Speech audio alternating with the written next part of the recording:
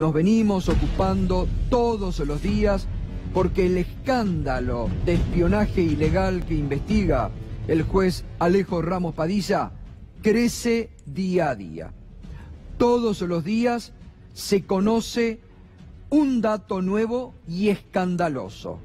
Por eso el poder político, mediático y judicial, muy tocado por este escándalo, está preocupado, está nervioso, porque cada vez los compromete más a algunos de ellos.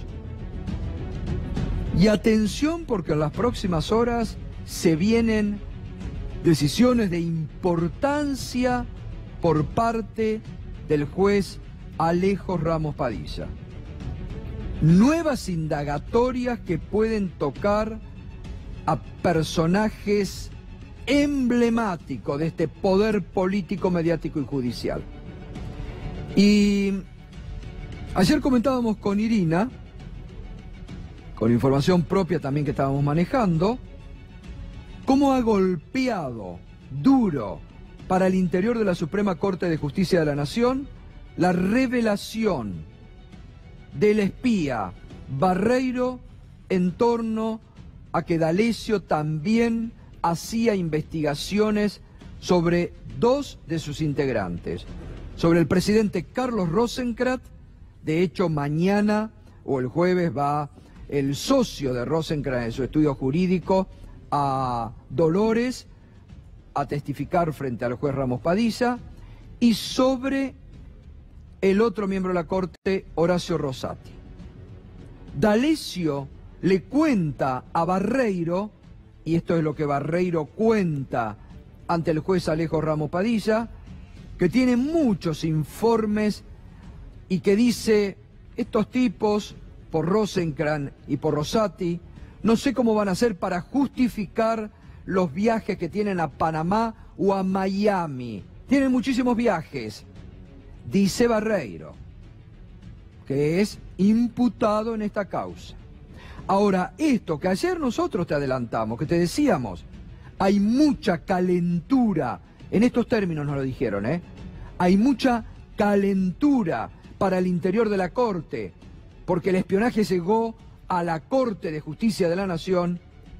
Hoy también lo refleja el colega Hernán Capielo en el diario La Nación, en un análisis que hace de toda la información, y fíjese lo que dice. Bajo el título Guerra de espía en el juzgado de Dolores, fíjese lo que dice respecto a la Corte. El señalamiento que hizo de los jueces de la Corte indignó a los altos magistrados. Barreiro dijo que debió hacer una investigación integral de ellos. No está clara la época, pero se trataría de cuando fueron propuestos por Mauricio Macri para la Corte. Alarmado, Rosenkrantz sigue atentamente el asunto, y si se corroborara que Barreiro lo tuvo como uno de sus objetivos, no dudará en presentarse como querellante en Dolores mientras mira alrededor en busca de quién del mundo del espionaje podía tener interés en espiar su vida. Lo que nosotros te contamos hoy lo dice el diario La Nación. Y esto realmente es grave. Si Rosenkrantz se presenta como querellante, bueno, el escándalo ahí es imparable. Ya es imparable ahora. Ahora, ¿se imagina a los dos integrantes de la Corte querellantes en esta causa de espionaje ilegal? Ya el escándalo es imparable. Irina, buenas noches, ¿cómo estás? ¿Algo más para acotar sobre esto? Buenas noches, Gato. Mira, en la Corte hay un clima de enojo importante y también de cautela, porque no quieren aparecer como que se van a meter adentro de la causa, ¿no? O sea, están esperando a ver qué datos se corroboran, qué de todo lo que dijo Barreiro, porque Barreiro tiene esta modalidad de atribuir todo a relatos de otros, ¿no? Principalmente de D'Alessio. Entonces quieren esperar a ver el material que hay en la causa y sobre todo en el caso de Rosenkrantz, ver qué pasa con la declaración de su socio, Gabriel Bauzat, este jueves. ¿Y qué le muestra el juez, no? Claro, entonces en función de eso es que están evaluando los pasos a seguir, porque tampoco quieren que los terminen acusando a ellos de querer meterse en la causa, de querer estar manejando información acerca del expediente, si es que no hay nada en firme. Está un poco el escenario es ese. Y además no te olvides que acá hay un dato relevante, que es que dentro de la estructura de la Corte hay un área que se llama, que en realidad ellos trataron de darle una suerte de autonomía, pero que es el área de escuchas telefónicas, que hoy tiene bastantes más facultades que la de simplemente escuchar teléfonos, donde tiene convenios con la AFI, ¿no? Es un tema muy, muy delicado adentro de la Corte. Bueno, porque la propia Corte maneja parte del aparato de espionaje. Claro. Entonces, están muy atentos a ver qué es lo que sucedió y qué es lo que hay en el expediente y qué es lo que puede haber pasado también por fuera del expediente por esta situación. Por eso el escándalo. Por eso el escándalo sería mayor, por lo que vos bien señalás. La oficina de escuchas depende de la Suprema Corte de Justicia de la Nación. Depende de la Suprema Corte, pero además trabaja en convenios con la Agencia Federal de Inteligencia. Sí. Tiene, por ejemplo, dentro de las oficinas de donde se escuchan los teléfonos, hay gente de la AFI trabajando. Así como también hay agentes de la Policía Federal, e incluso dentro de la Policía Federal hay locutores específicos donde se pinchan teléfonos, también hay agentes de otras fuerzas de seguridad. Pero esto funciona de esta manera. Hay muchas manos y muchos ojos y muchos oídos metidos ahí, en un área que está bajo la esfera de la Corte Suprema. Así que si hubiera un espionaje al presidente de la Corte y a otro de los jueces de la Corte, que además son los que entraron con este gobierno, sería realmente algo de suma gravedad. Por eso están yendo paso a paso viendo qué es lo que sucede. A la oficina de escuchas ya hace un tiempo la están observando, ¿no? Muy bien. Bueno, ayer Irina nos advertía, ¿no? Hay que analizar porque todavía no está aceptado como arrepentido el ex espía Barreiro. Hay una parte pública de la declaración, pero hay una parte muy reservada que el juez ha puesto en sobre lacrado. Eso no se sabe. Ayer con Juan y Irina te fuimos adelantando mucha información. Vamos hoy a datos nuevos que se han conocido de la declaración del espía Barreiro.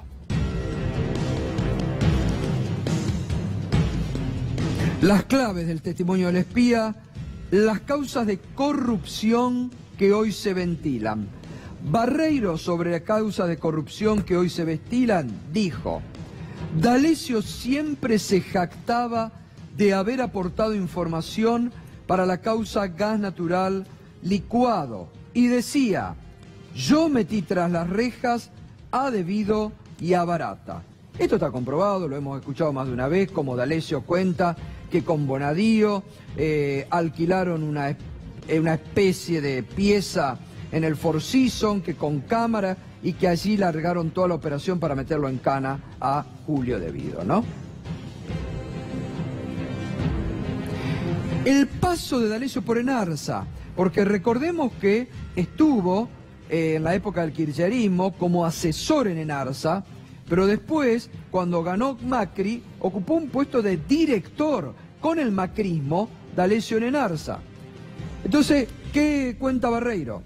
D'Alessio le había dicho que si ganaba Macri, él iba a volver a Enarsa para investigar la corrupción y le ofreció trabajar con él. Es decir que D'Alessio le había ofrecido a Barreiro trabajar con él. Ganó Macri, asumió, pero luego terminó renunciando por diferencias con Aranguren. Esto ya lo habíamos contado también, Irina, ¿no? Sí, algo habíamos adelantado respecto de esto y la forma en que, o sea, comienza además el vínculo supuestamente entre Barreiro y D'Alessio, ¿no? Que lo primero es, Barreiro le insinúa que se quiere ir de la AFI y D'Alessio le termina diciendo esto, que estaba la posibilidad de que él fuera a trabajar ahí y que se termina yendo, que dura nada en Enarsa porque en teoría la versión de D'Alessio es que le dice a Aranguren ojo con el tema de Shell, ¿no? Con las acciones de Shell, claro. Y que se ve que Aranguren se enoja, todo siempre según D'Alessio, y bueno, y tiene que tomar otros rumbos. Ese es básicamente el foco en ARSA, pero D'Alessio había estado vinculado a ENARSA y además había toda la información que él dice que aporta después a la causa sobre gas natural licuado. Se basa en esto, se basa en la información que él supuestamente tenía de ahí de ENARSA y que termina siendo además el puntapié para que después el juez Claudio Bonadío terminara haciendo nuevas indagatorias sobre una causa que estaba sumamente cuestionada. Y respecto a las diferencias con Aranguren y con Shell, recordaremos el documento que publicó Horacio Berbisky la semana pasada en la declaración de Marcelo D'Alessio, donde había una suerte de tachado, un apartado que decía no vale con la firma de D'Alessio, donde justamente se involucraba a Shell en la compra de gas natural licuado bajo la gestión de Macri. Decía que Shell había sido el principal proveedor en el comienzo de la era Macri. Exactamente, y eso lo tachó con la firma de D'Alessio. Bien hacer en recordarlo. Juan, bueno, seguimos adelante, a ver. ¿Qué más dijo? La relación con las legisladoras Paula Oliveto y Elisa Carrió. D'Alessio, acá esto lo cuenta Barreiro, D'Alessio hablaba por teléfono con Paula Oliveto y tuvo reuniones con Carrió. Según dijo Barreiro, Oliveto le pedía información sobre política, sobre políticos de la oposición, data sobre opositores todo el tiempo. En este punto, Barreiro se expone más. Dice que la que mayor información le pedía a D'Alessio era Paula Oliveto. Incluso Barreiro le cuenta al juez Padilla que en un momento están juntos D'Alessio y Barreiro, y que D'Alessio le hace escuchar una comunicación telefónica que tiene con la legisladora Paula Oliveto, donde Paula Oliveto le pedía información sobre determinado opositor.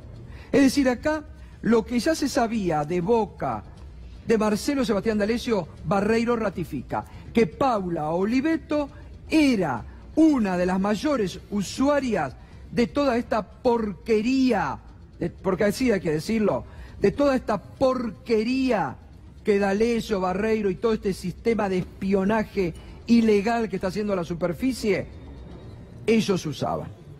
Esto complica a Paula Oliveto, ¿eh? Y acá no hay, esto hay que aclararlo una y mil veces. Porque después las legisladores salen, no, quieren voltear determinada causa, son operaciones. No, nada de operaciones. Acá los testimonios complican cada vez más, sobre todo a Paula Oliveto. Porque ahora se empieza a investigar, porque hay causas judiciales donde empiezan a pedirle a distintos jueces, fiscales, y donde ahora dicen, pero a mí me trajo tal información Paula Oliveto. ¿Y de dónde sacó esta información? Ahora sí que se viene linda la cosa. Ahora sí que se viene linda la cosa. ¿Sabés qué es importante de esto que señala Barreiro? Siempre sabiendo que Barreiro es un imputado, ¿no? Pero que él hace un relato que es coherente con otros relatos que aparecen dentro de, y con lo que dentro de D'Alessio, la causa. Irina. Exactamente. Porque hasta ahora, ¿qué es lo que sucedía?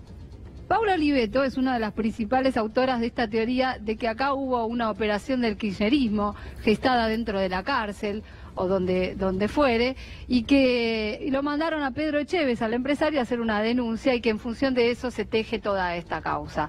Y la verdad que datos de estas características, y no solamente este, sino otros que van apareciendo a lo largo de la declaración de Barreiro, son los que confirman que hay una organización, que hay una red que hace espionaje, que todo excede, que no se puede hablar de ninguna operación, y ese es, te diría, un aspecto muy fuerte que le da un fortalecimiento a esta investigación de Ramos Padilla, ¿no? Que en ese aspecto confirma exactamente lo contrario, que no se puede, si hay algo de lo que no se puede hablar acá, es de una operación. Claro, que hay actores específicos, que cada uno tiene una función, que hay gente, hay usuarios, que hay consumidores, ¿no? Exacto. Sí. Bueno, a ver, seguimos con las claves del testimonio de Barreiro. La relación con Bullrich. Muy bien. Acá cuenta Barreiro. D'Alessio trabajó en un plan integral de seguridad para la ministra y le pasaba operaciones para que se lleve los laureles. Esto también lo cuenta D'Alessio en más de una oportunidad cuando dice: yo le organizaba los operativos contra el narcotráfico y ella iba a sacarse las fotos. Lo cuenta D'Alessio en uno de los audios que hemos escuchado.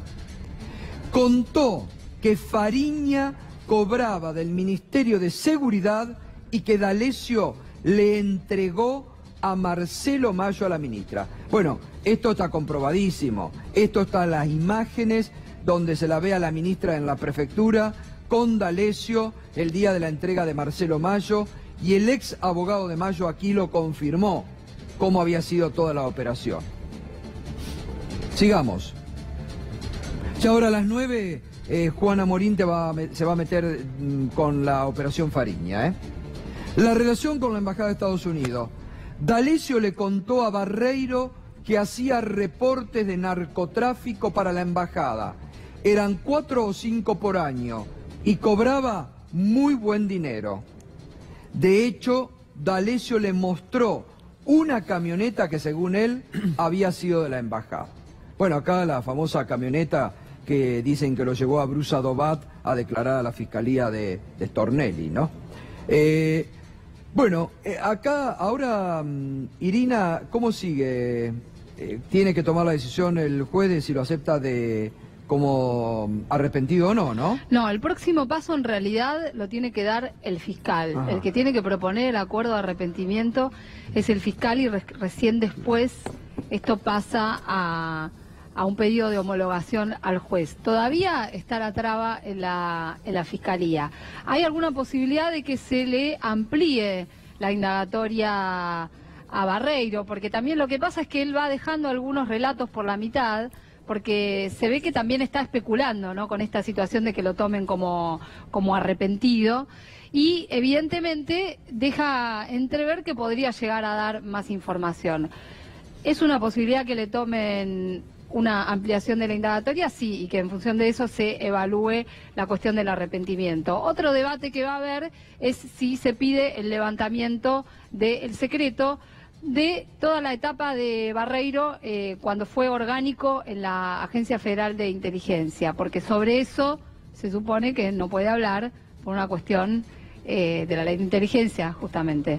Así que esa es la situación. Todavía falta un paso importante para avanzar en un posible arrepentimiento. Bien, Juan, y adelantanos algo de lo que vamos a hablar enseguida. Bueno, vamos a hablar nuevamente de la operación Fariña. El gobierno cada vez más complicado allí, y aparece un nuevo nombre particular en esta oportunidad, como el de la titular de la Oficina Anticorrupción. Lamentablemente habría que hablar de alguien objetivo, de alguien apolítico. Sin embargo, tenemos que hablar de Laura Alonso, quien ya ha demostrado en reiteradas oportunidades su militancia en favor de este gobierno. También militó para que Fariña no sea acusado en una de las causas que más lo complicaban, que radicaba en La Plata. Vamos a hablar de la pelea que tuvo Laura Alonso con la FIP para salvar a Fariña, uno de los puntos que había pedido Fariña antes de ser arrepentido. Bueno, todo esto a partir de las 21 con mucha más información.